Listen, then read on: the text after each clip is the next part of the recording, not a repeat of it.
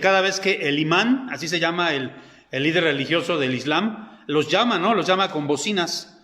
Dicen los pastores que han estado, o los misioneros que han estado en esos lugares, que es muy impresionante, que se siente algo pues muy fuerte, ¿no? Como algo, no sé, algo inexplicable, dicen ellos. Entonces la gente empieza a orar, y durante 5 veces al día ponen su tapetito y se inclinan a orar y hacen racas. Las racas son movimientos. Algunos dicen que es como algo como lo que tienen en la religión popular, como el rosario, ¿no? Hacen así, cuentan, son las racas que hacen. Y entonces dicen que de tanto orar a varios de estas personas que en verdad oran, pues se les hace un callo aquí en la frente. Creo que una vez les comentaba, ¿no? Y los jóvenes, decía este misionero, que había unos jóvenes que, pues obviamente no oraban, pero querían ser vistos como personas que sí oraban. O sea, las apariencias siempre, ¿no? Entonces dicen que con una cuchara caliente, pues se hacían, aquí en la frente se hacían con la cuchara, hasta que se hacían el callo. Y entonces pues ya la gente decía, no, pues ese también tiene callo, también esa es una persona que ora mucho, ¿no? No sé si ustedes sepan, hermanos, que no lo he mencionado, eso sí no lo he mencionado en estas predicaciones, aunque yo creo que ustedes ya lo saben. También a Santiago, al mismo apóstol Santiago, se le conoció como el rodillas de camello. Y se le conoció como el rodillas de camello pues porque era un hombre que oraba mucho, que mucho tiempo de su vida estaba de rodillas, ¿no? Ahora en la actualidad, en el occidente, esto como que, ay, ¿cómo va a ser esto, no? Pues si apenas tenemos tiempo a veces de orar, por eso hemos tenido que venir aprendiendo en esta serie. Y esta serie se llama, ¿verdad?, El síndrome del camello, aprendiendo a doblar rodilla. Y ojalá que nosotros, hermanos, se nos note que oramos, pero no de una manera artificial. No porque nosotros decimos que oramos, sino porque en verdad se nota que somos personas de oración, que somos como, ¿se acuerdan ustedes? Como Moisés, cuando bajaba de la presencia de Dios, reflejaba una luz muy impresionante, y la gente sabía, incluso él se tenía que poner, pues algo en su cara para que no lastimara, porque había estado en la presencia del Señor. Entonces, ojalá que se note eso, hermanos, ojalá que esta serie haya servido, o siga sirviendo. Estamos en el último de esta serie, el 7º ya, así de fácil, ¿verdad? Podemos decir, ya hemos pasado casi 2 meses en esta serie. Y el título del 7º y último, vamos a regresarnos un poquito hasta el título es, si lo crees, lo recibirás. Ese es el título de esta última, de esta serie. Ya hicimos la lectura. Vamos a pasar ahora entonces a la primera lámina. Y fíjense, hermanos, que el pasaje nos dice que todo lo que pidiéremos al Padre en su nombre, creyendo, Él nos lo dará. Y entonces hay personas que dicen, es que esto no es posible, esto no es literal, esto es simbólico nada más, no puede ser literal. Este pasaje es muy difícil, este pasaje de Marcos es muy difícil, y hay gente que dice, no, este pasaje no es literal, es simbólico este pasaje. Y cuando habla de montes, habla de cualquier situación, ¿no? O sea, no es literal. Hermanos, cuando el Señor Jesucristo está diciendo en esta parte, cuando Dios mismo, el Espíritu Santo está diciendo, todo lo que pidieres orando, creed. Fíjense, hay una condición, todo lo que pidieres en oración, si lo crees, lo recibirás. Y dice todo. Y el Señor lo confirma. Fíjense cómo lo confirma en Marcos 9, un versículo que está anterior, un capítulo anterior. Fíjense lo que dice. Jesús le dijo, aquí también está hablando Jesucristo, la autoridad máxima. Si puedes creer, al que cree, todo le es posible. Al que cree, acuérdate el requisito, el que cree, todo le es posible. Y fíjate lo que dice en otro evangelio, en Mateo, y yo podría citar muchos pasajes, aquí solamente por el espacio y el tiempo, solo cité 2, pero fíjate lo que dice aquí Mateo, y todo lo que pidierais en oración, creyendo, lo recibiréis. Todo, creyendo, recibiréis. Ese es como un, el proyecto, ¿no? El plan de Dios. Pidiendo en oración, creyendo, lo recibiréis. Obviamente, hermanos, nosotros ya vimos esta parte de aquí abajo. Como creyentes, vamos a pedir cosas que estén de acuerdo a la voluntad de Dios. Así que todo lo que le pidas al Padre que esté de acuerdo a la voluntad de Dios, lo vas a recibir. Todo, todo, absolutamente todo. La palabra todo, ¿cómo se dice todo en inglés? All. En griego es panta. Todo, todo. Ahora vamos a darle otro más. Porque si tú te das cuenta en lo que estamos viendo, vimos, ¿no?, que para que se dé ese proceso de recibir, hay que pedir. Y para pedir hay que pedir creyendo. Entonces todos tenemos que creer. Todos, y sí te diste cuenta, ¿no?, que en todas estas estaba vamos a llamarle así, esta condición. Pide, pero pide creyendo y vas a recibir. Al que pide creyendo, todo lo recibe. Así es, esa es la mecánica del reino, vamos a llamarle así. Es decir, hermanos, tiene que haber fe. Y a mí me ha tocado personas que me dicen, pastor, es que yo no tengo nada de fe. De veras, hermano, a mí me cuesta mucho trabajo, no tengo fe. Y yo le digo, eso es imposible, hermana, o hermano, si usted es creyente, usted tiene, aunque sea un poco de fe. Y se los digo porque dice la palabra de Dios en Hebreos 12:2, que es un versículo, yo me lo sé de memoria porque es el lema de una institución. Dice, puestos los ojos en Jesús, el autor y consumador de la fe. Y aquí nos dice que el autor, y cuando se refiere que es el autor, que Jesucristo es el autor de la fe, Él es el que la creó, el que la diseñó y el que la otorga. Y cuando venimos, ayer precisamente estábamos estudiando con los varones de la iglesia, estamos estudiando la confesión de fe de Westminster, y el Señor nos ha dado una fe salvadora. Él nos dio fe. A todos los creyentes nos ha dado fe. Así que no hay ningún creyente que pueda decir, no tengo fe. Sí tienes, hermano. Aunque sea un poco de fe, tienes. Pero el crecimiento de la fe es el resultado de la oración. Mira, como dice aquí, para orar se necesita fe. Esa fe ya te la dio Dios. Entonces tú puedes venir a orar porque tienes fe. Pero el crecimiento de la fe es el resultado de la oración. Nosotros hemos escuchado, porque la misma palabra nos lo dice, ¿verdad? Si tuvieses fe como un grano de, ¿qué dice? De mostaza. Y si tú te das cuenta, aquí podemos ver, en esta cucharita se ven varias, parecen como lentejas, ¿no? Como del tamaño de una lenteja. Ese es el tamaño de una mostaza. O a lo mejor hasta más pequeño. Alguien decía que es como del tamaño de una ajonjolí. Pero vamos a ponerle desde el tamaño de una lenteja a una ajonjolí, pues hay una más o menos. Es decir, una semilla muy pequeña. Nosotros tenemos fe, a lo mejor nuestra fe es muy pequeña. Pero dice que esa semilla, ¿qué pasa con esa semilla? También la Escritura dice que crece y se convierte en uno de los árboles más frondosos. Y aquí también, hermanos, tenemos, bueno, aquí está estorbando, ¿verdad? Aquí, miren, tenemos un árbol de mostaza, si se dan cuenta, es muy alto. Y aquí hay una carretera e incluso puede atravesar un carro. Entonces imagínense qué alto puede llegar a ser, qué frondoso puede llegar a ser ese árbol de mostaza. Nuestra fe, hermanos, tiene que ser de esa manera. Nuestra fe tiene que ir creciendo, se tiene que ir desarrollando. Si eres un cristiano que no tienes tanta fe, ¿dónde crees que vas a desarrollar la fe? Pues precisamente en la oración, hermanos. Cuando tú vienes a orar en oración, el Señor te va dando más fe.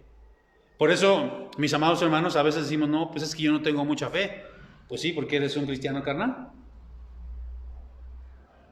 Porque eres ahí está bien. Porque eres un cristiano que pues realmente no estás tomando en serio pues la palabra de Dios, no estás tomando en serio el orar, ¿no? Entonces es en la oración que Jesús enseña e inspira la fe. Y también es en la oración, pero también, por ejemplo, dice un pasaje de las Escrituras en Hebreos, ¿no? Sabemos que la fe viene por el oír y por el oír la palabra de Dios. Entonces, si no tenemos mucha fe, es pues porque realmente, como hemos venido diciendo, y a lo mejor somos hasta molestos, pero hemos venido diciendo, porque la palabra de Dios lo dice, no somos hábiles, no somos realmente personas que están practicando las disciplinas espirituales. Y esto entonces pues trae consecuencias, porque a veces somos cristianos sin fe. Y entonces vienen las consecuencias. Vamos a darle otro más. Porque fíjense lo que dice, estamos en Marcos 11, vamos a ver el versículo 23, dice, porque de cierto os digo que cualquiera que dijere a este monte, y es ahí donde este pasaje se nos hace difícil, ¿no? Quítate y échate en el mar, y no dudare en su corazón, sino creyere que será hecho lo que dice, lo que diga le será hecho. Y miren, aquí entra algo que llamamos la duda, ¿no? Y por eso yo subrayé esa parte. Si no dudare en su corazón. Y la duda es algo muy feo. Miren, aquí yo pongo un significado de la palabra duda. Dudar es vacilar, no estar seguro, sospechar, desconfiar, dar poco crédito a alguien o algo que dijo alguien. Y a veces así somos, de todo dudamos nosotros, porque vivimos en una época que solamente le pone énfasis o le pone mucho énfasis a lo racional. Si lo puedo creer, si lo puedo yo, pensar, razonar, sí pasó, sí sucedió. Miren, quiero comentarles algo. Una ocasión, hace años, cuando yo estaba en el seminario, yo venía a una congregación que está aquí en San Pablo. Bueno, una iglesia, se llama Resurrección en Cristo. Yo era obrero ahí. Y había un muchacho que estudiaba música. Lo conocen, es el hermano Lucio. Él estudiaba música y entonces yo venía, por ejemplo, veníamos los jueves al culto y luego siempre la mamá de Lucio nos invitaba a cenar. Y por cierto, ay, hermana, qué rico guisan las personas de por acá del pueblo, unos frijolitos con manteca, ay, bien sabroso, me antojó ahorita mucho un chicharrón en salsa verde, ay, qué sabrosísimo. Pero bueno, nos invitaba a cenar la hermana y todavía hasta nos ponía itacate. Y Lucio tenía su carrito y nos llevaba, entonces nos íbamos, después de cenar, nos íbamos al seminario, y él tenía un Valiant, me parece que era un carro blanco así grandote, sí, un de esos lanchotas, Valiant. Y entonces me acuerdo que pues Lucio no tenía dinero. Su familia pues también andaban ahí, más o menos lo apoyaban, ¿verdad? Y entonces siempre andábamos batallando con la gasolina, Entonces me acuerdo que me dice Lucio, oye, Armando, pues a ver si no se nos queda parado el carro, dice, porque la verdad que no le hemos puesto gasolina. Y pues nosotros orábamos, ¿verdad? Que no fuera así. Y entonces llegamos una ocasión al seminario, que de estas ocasiones que él me había dicho que no le había echado gasolina al carro, y no sabía en realidad porque su carro ya no marcaba, que ya era un carro viejo, no marcaba. Y entonces le pide a uno de los muchachos del seminario, oye, ¿tú no me podrías ayudar a ver checando qué tanto de gasolina tengo? Y hermanos, esto que les estoy diciendo es real, porque yo lo vi. El muchacho que le metió una especie como de manguerita, le metió al carro para medirle qué tanto tenía. Hermanos, el carro estaba lleno, el tanque de gasolina estaba lleno. Y ustedes ya luego ya sé lo que empezaron a pensar. No, pues sí, es que el hermano se equivocó, sí le habían echado gasolina, y lo que pasa es que le iban echando de a poco en poco y se fue llenando. Y siempre buscamos explicaciones racionales, ¿no? Explicaciones racionales. Miren, ¿qué le pasó a Pedro? Pedro vio al Señor que venía, acuérdense que era impulsivo Pedro, ¿no? Muchos tenemos ese temperamento como el de Pedro. Entonces vio al Señor que venía andando en el mar de Galilea, y entonces él dijo, yo también quiero, Señor, yo también quiero a ver qué se siente caminar sobre el mar. Y entonces el Señor le dijo, ven, y empezó a caminar sobre el mar. ¿Pero qué pasó? Dice que dudó, la palabra de Dios dice que dudó. Él empezó en su mente, no, es que esto no es racional. Es que el hombre no puede caminar sobre las aguas. Y entonces nosotros siempre pensamos en términos racionales. Es que esto no es posible. Es que esto no. Hermanos, dice aquí, ¿verdad? El pensamiento racional contra el pensamiento sobrenatural. ¿Qué son los milagros, hermanos? Los milagros son precisamente acontecimientos sobrenaturales. Están sobre la naturaleza. La naturaleza es esta. La naturaleza es que tú estás enfermo, que los doctores te dicen que te vas a morir, que tienes un tumor de 7 kilos, que es el caso de una hermana de una iglesia donde yo pastoreé. En diciembre veíamos a la hermana que estaba así, hasta muchos desconfiaban. Ay, la hermana habrá salido embarazada, decían algunos. Tenía su abdomen grande. Se hacen los estudios, tenía un tumor cancerígeno de 7 kilogramos el tumor. Y entonces la iglesia empezó a orar por ella, no solo nosotros, otras iglesias. Y el Señor, hermanos, un jueves nos hablaron, porque los cultos eran los jueves, nos hablaron, me hablaron por teléfono de sus hijas y me dijo: pastor, oren por mi mamá ya no pasa la noche y los doctores nos dijeron que mi mamá se va a morir hoy. Hermanos, Dios hizo un milagro. La operaron, le quitaron el tumor, la hermana todavía anda por ahí. Cuando los doctores ya habían dicho que no se podía. Y entonces la gente empieza: sí, pero bueno, es que a lo mejor. Y entonces nuestro pensamiento racional, occidental, de nuestra época, nos hace dudar, hermanos. Porque nosotros solamente lo que podemos explicar, si esto se puede explicar, entonces es real. Y si no se puede explicar, hermanos, nosotros estamos hablando aquí de cosas sobrenaturales, hermanos. Por eso dice: no dudare en su corazón. Aunque las cosas sean imposibles, yo sé que para Dios nada hay imposible. Y yo sé que Él puede, si Él quiere, puede hacer las cosas. Lo que sea, Él puede hacer. Él hace milagros y nosotros los hemos visto y los hemos testificado. Entonces, ¿por qué dudamos, hermanos? Por eso aquel hombre le dijo, ¿verdad? Ayuda a mi poca fe, Señor. Y es lo que le debemos decir al Señor: ayúdanos a nuestra poca fe. Ayúdanos, por favor, Señor. Entonces, fíjense cómo el dudar nos lleva a tomar decisiones incorrectas, porque crea incertidumbre, porque crea inseguridad y a veces incluso hasta invalidez. Porque dudamos, hermanos. Ahora, fíjense cómo es importante este pasaje. Por eso les dije que es un pasaje muy desafiante. Vamos a ver la siguiente lámina. Y en esta lámina vamos a ver que todos nos enfrentamos, hermanos, a montañas. Y fíjense lo que dice. Estamos en el 11:23, seguimos en esta parte. Porque de cierto os digo que cualquiera que dijere a este monte: quítate y échate en el mar, y no dudar en su corazón, sino que creyere, será hecho lo que dice. Lo que diga le será hecho. Una montaña, hermanos, es algo inamovible. Si yo salgo ahorita, veo hacia allá. ¿Cómo se llama ese? ¿Cuauhtzin se llama? El Teutli, el cual sí, bueno, ¿para dónde queda el Teutli? Bueno, el Teoco, ¿cómo se llama? Pues hay un cerro aquí, ¿no? Un monte. Y este de acá, ¿cómo se llama? Si yo veo acá que hay unos montes aquí. ¿Ese es el Cuauhtzin? Bueno, Tecachi, como sea. No, hay varios montes por aquí, estamos rodeados de montes. Vivimos, de hecho, en un monte nosotros. Si yo, por ejemplo, me paro delante, no sé, llego, ¿no?, en un mirador, los miradores, ¿no? Y ahí de frente veo una montaña. Pues esa montaña no se puede mover. Es algo inamovible. La ciencia le ha hecho hoyos a las montañas para que pasen los trenes, pero las montañas siguen ahí. Las montañas no se pueden mover. Pero aquí, hermanos, nosotros podemos ver que nosotros también tenemos montañas en nuestras vidas. Y a veces decimos, ya ni le pedimos a Dios, porque realmente ni creemos que Dios le pueda hacer. Y decimos: no, esa mujer es tan necia, esa mujer es tan aferrada, no cambia. Ese hombre, no, ya de veras, no, ese no cambia por nada. Y entonces yo ya tengo esa montaña, no cambia, no va a cambiar. Esa enfermedad crónico-degenerativa que me dijeron que tengo no va a cambiar, porque ya el doctor me dijo. Y a veces tengo más fe en los doctores, tengo más fe en la ciencia que en Dios.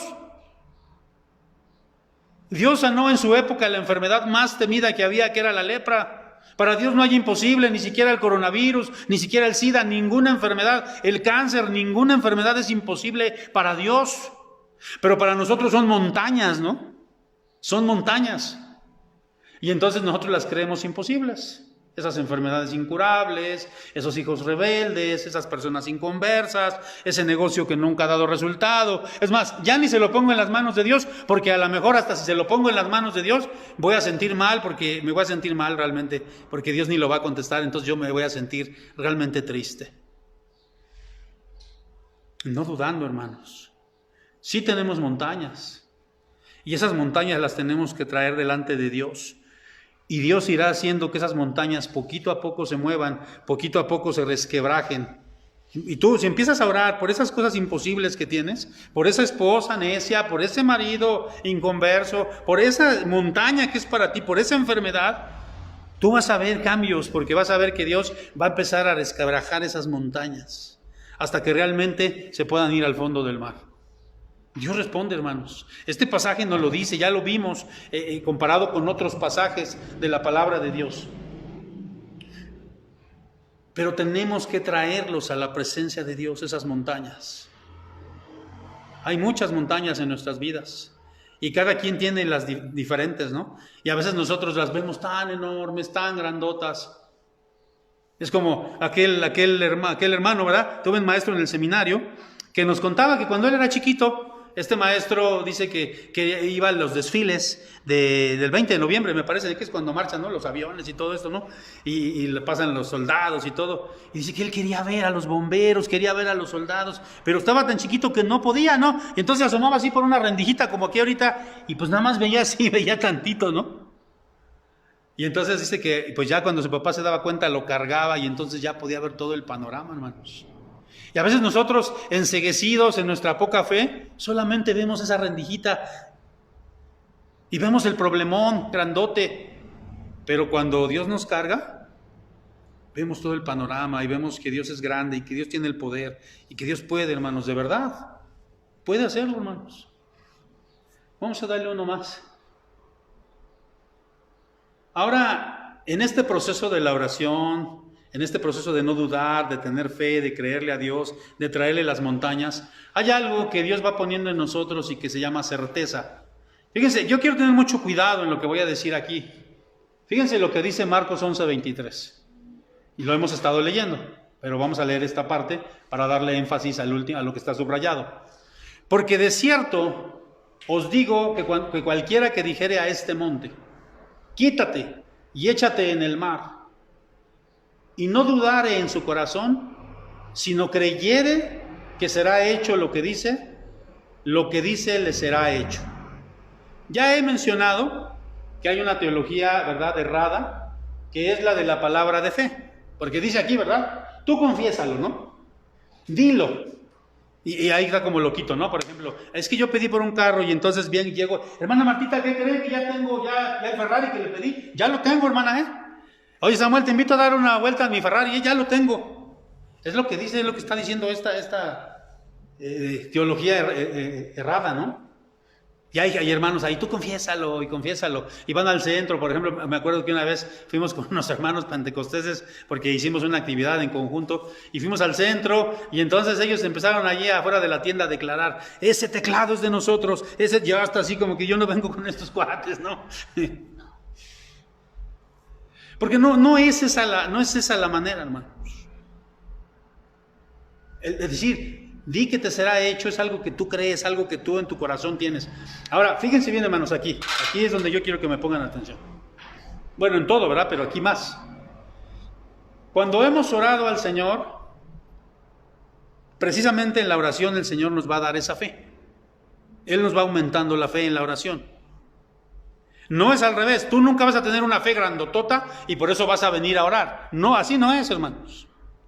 Acuérdate, el principio en la Biblia es, ¿eres fiel en lo poco? En lo mucho se te pondrá, ese principio se aplica. ¿Tienes poca fe? Aplícala y el Señor te va a ir dando más. Acuérdate, la fe también es un don. Y los dones, si no los pones en práctica, ¿qué pasa con los dones si no los pones en práctica? La parábola de los talentos, ¿qué nos dice? Incluso te los pueden quitar. Por eso tienes que poner en práctica. Y entonces cuando ya hemos orado, el Señor nos da esa fe, nos va dando esa fe. Y nos da, hermanos, lo que muchos autores le llaman el título de propiedad. Por eso yo pongo aquí un corazón y le pongo un título de propiedad. Y a mí no me gusta llamarle así, pero algunos autores le llaman así el título de propiedad. Yo le llamo una fuerte seguridad. Estoy orando por algo, voy a poner un ejemplo. Estoy pidiendo por algo. Como les contaba, la semana pasada estaba pidiendo porque Dios me diera un carro rojo. Ya yo les conté esa anécdota. Estaba orando, estaba pidiendo. Y llega un momento, hermanos, cuando el Señor quiere, esto no es en una semana, no es en un día, no es en 3 días, puede ser en un año, puede ser en varios años, en meses, en semanas. Cuando el Señor lo quiere, te da como esa seguridad, esa certeza en tu corazón y tú sientes que ya lo vas a recibir. Dios lo pone en ti, Dios pone esa certeza, eso es cierto, esto es ciertísimo. Por eso les digo, hermanos, que algunos le llaman título de propiedad, ¿no? No me gusta llamarle así, pero tú sientes como esa paz, hermanos, como esa convicción de que lo vas a recibir. Y cuando tú empiezas a sentir eso en tu corazón, ya está muy, muy cercanito de que Dios te lo otorgue, de que Dios te lo dé. Y yo lo he visto y lo he experimentado en varias ocasiones con varias cosas que yo le he pedido al Señor. Ustedes saben, porque me conocen algunos, yo vivía aquí precisamente, aquí viví 15 años, ¿no? Aquí en este terreno, donde estamos transmitiendo ahorita. Y por mucho tiempo yo le dije, Señor, dame una casa, por favor, Señor, dame una casa, yo quiero una casa para mis hijas, para mi familia, yo no quiero vivir rentando toda la vida. Aquí nunca me corrieron ni nada, ¿verdad? Pero me trataron bien y todo, la pasé bien, pero yo quería algo para mi familia y yo lo pedí, y para mí era una montaña, porque como pastor nosotros no ganamos mucho, entonces ¿de dónde voy a agarrar para comprar una casa? Mi hermanos, llegó un momento en que yo sentí esto en mi corazón. Ya estaba próximo el Señor a darme los recursos para construir esa casa. Es verdad, hermanos, cualquier montaña, y yo lo veía así, de veras, hermanos, yo lo veía como algo increíble. ¿Cómo yo voy a tener una casa? Nunca tuve una casa, siempre con mi familia, con mi mamá, siempre estuvimos rentando, siempre en departamentos, y nos corrían de uno, y nos corrían de otro, siempre rentando, nunca tuvimos nada. Y a mí no me heredaron nadie, me heredó nada, hermanos. Qué bueno a los que los heredaron, no estoy criticando, qué bueno, ¿no? Hasta me da envidia de la buena, ojalá me hubieran heredado a mí, ¿no? Pero a mí no me heredaron nada, hermanos. Y entonces yo decía, eso es imposible, ¿cómo voy a tener una casa? Y el día que yo me fui a vivir a mi casa, hermanos, ese día yo le agradecí a Dios de todo mi corazón, porque Dios da, hermanos, de verdad, esas montañas que nosotros podamos ver. Y hay gente que puede decir, ay, para usted, pastor, una casa era una montaña. Para mí lo era. Para una persona que está enferma de diabetes, su montaña es la diabetes. Para una persona que tiene cáncer, su montaña es el cáncer. Y hermanos, en la oración, eso es lo que yo quiero que entendamos. En la oración va a venir esa certeza. Si tú eres una persona que no oras, no tienes fe, hermano. O no, mejor dicho, perdón, estoy mal. Sí tienes fe, pero no ejercitas tu fe. En la oración es donde se ejercita la fe. Y es donde están los retos. Y cuando yo le traigo las montañas a Dios, yo le creo.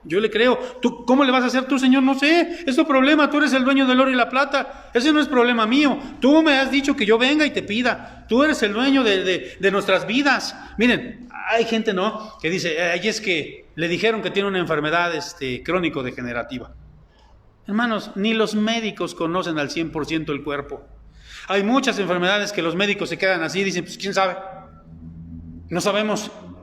Y hágale para donde quiera. O si te la diagnostican, no hay ninguna cura. Pero el Salmo 139, hermanos, nos dice que el Señor conoce bien nuestro cuerpo porque Él lo formó. Entonces, ¿a quién le voy a clamar? ¿A los médicos? Sí, no estoy diciendo que no vayamos a los médicos. No estoy siendo contra la ciencia, hermanos. No, yo soy una persona que me gusta mucho la tecnología y respeto a los médicos también. Pero ¿quién es el que va a hacer el milagro, hermanos? ¿Quién va a mover la montaña? ¿Los médicos? Es Dios, hermanos. Pues vamos a darle una última, no sé si haya una última, ya no me acuerdo. Miren, esta parte, miren, aquí, esta es bien interesante. Las montañas, o sea, las causas difíciles, las causas duras, dice ahí, ¿requieren qué? Paciencia. Fíjense cómo dice Hebreos 6, versículo 12. Ahí está. A fin de que no os hagáis perezosos. Y aquí está hablando de las cosas espirituales. Sino imitadores de aquellos que por la fe y la paciencia heredaron las promesas. Se necesita fe, ya vimos, necesitamos fe. Aquí lo dice, no, necesitamos fe. Y es lo que hemos estado viendo. Pero también necesitamos, ¿qué cosa? Paciencia. Fíjense, Marcos 11:24, en nuestro pasaje, regresamos. Por tanto os digo que todo lo que pidiereis orando, creed que lo recibiráis y os vendrá. Y pregunto, ¿en qué tiempo está esa palabra? Os vendrá, no sé cuándo, está en futuro. Y el futuro requiere, muchas veces uno quisiera, yo quisiera que ya... Se requiere paciencia. Paciencia. Fíjense, el tiempo que hay entre lo que pedimos y en tanto que lo recibimos, nosotros no debemos ser perezosos y debemos seguir orando al Señor. Ay, qué flojera, qué pereza que da orar. ¿Por qué creen ustedes, y ya lo he mencionado yo, por qué creen ustedes que las disciplinas espirituales son tan difíciles? Yo a todo mundo le digo, y de veras lo digo, casi nunca tengo ganas de orar, casi nunca tengo ganas de leer la Biblia. Hay veces que tengo muchas ganas, pero casi nunca. Yo podría decir que el 80% de las veces no tengo ganas de orar ni de leer la Biblia. Pero ¿saben qué? Lo hago, aunque no tenga ganas. Y de momento, por ejemplo, empiezo a leer la Biblia, híjole, pero la empiezo a leer. Y entonces empiezo, y Dios empieza a actuar en mi vida. Y lo mismo en la oración. Pero ¿qué es aquella gente perezosa que dice, ay no, y no oran, no leen la Biblia?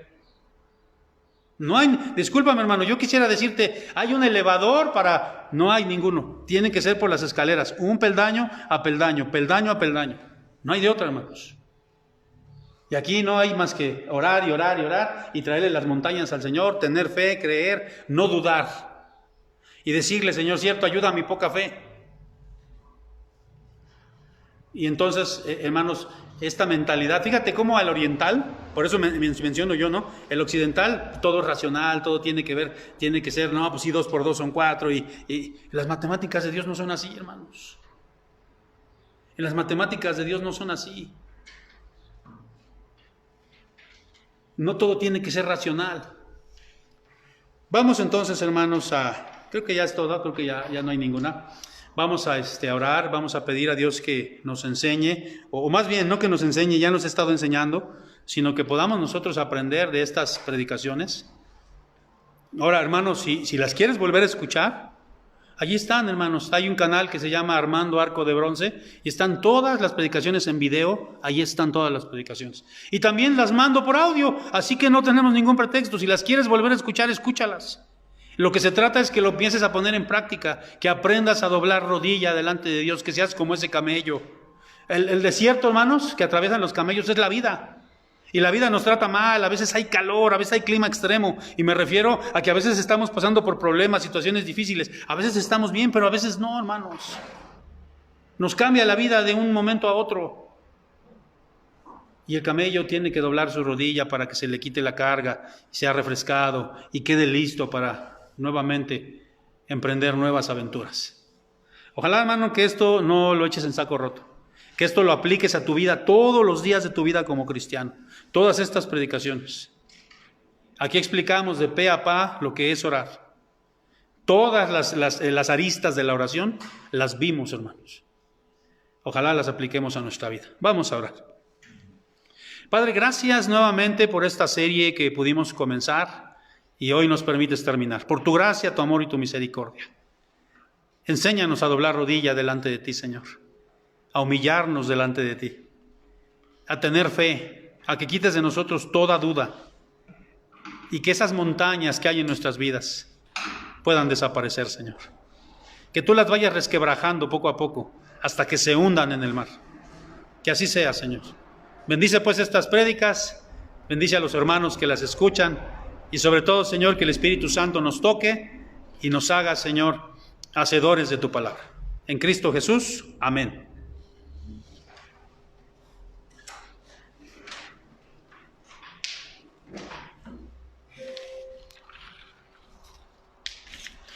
Hermanos, que la palabra del Señor haya quedado en nuestros corazones y en nuestro pensamiento y que pongamos en práctica todas estas enseñanzas. Vamos a confirmar la palabra del Señor cantando el himno 520 que nos habla acerca de la oración. Si nosotros ponemos toda nuestra fe en el Señor. Ahí me permite decir algo, hermana. Hermanos, si se dieron cuenta, ahí está bien, hermana. Este himno lo estuvimos cantando durante todas las predicaciones, durante toda la serie. No es porque se nos acabó la creatividad o que no haya más himnos. Yo le pedí a la hermana Ari que lo estuviéramos entonando y que fuera como un lema.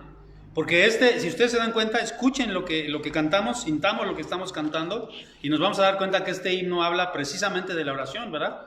Dice, ¿estás débil y cansado? Cuéntaselo en oración. ¿Te desprecian tus amigos? Cuéntaselo en oración.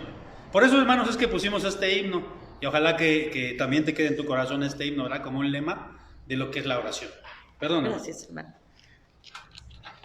Gracias, porque también a través de esto entendemos más que el mensaje también debe quedar en nuestro corazón a través de los himnos. Vamos a cantar, hermanos.